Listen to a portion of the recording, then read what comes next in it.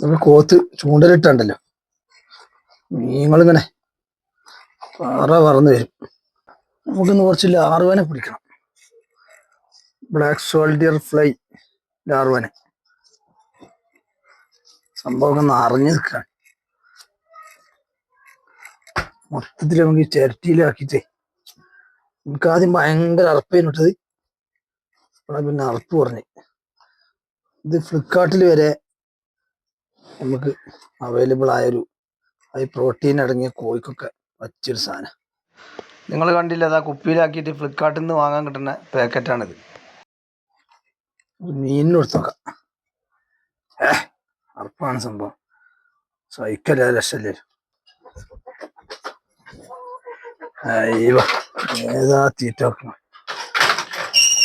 പെട്ടെന്ന് വലുതാവും ചെയ്യും, അസുഖങ്ങളൊക്കെ കുറയും. ബ്ലാക്ക് സോൾഡിയർ ഫ്ലൈ തല്ലുപിടി തിന്നതാണ്.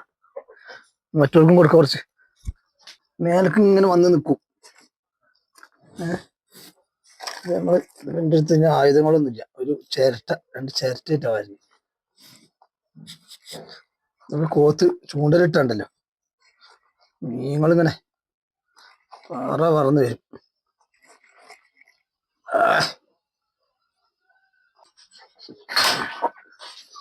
ബിരിയാണി നോളി.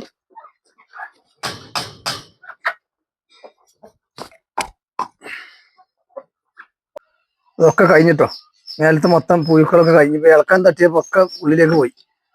ഇനി കുറെ കഴിഞ്ഞാൽ ഇറങ്ങി വരും. അപ്പൊ മീനിനൊരു ചിരട്ട കൊണ്ട് ഇട്ട് കൊടുക്കാൻ വേണ്ടി നോക്കുമ്പോ മീനിനെ പിന്നെ ഇടയ്ക്ക് നമ്മൾ പൊരിച്ച് കഴിക്കണല്ലേ, അപ്പൊ ഒരു അറപ്പ് വേണ്ട വെച്ചു.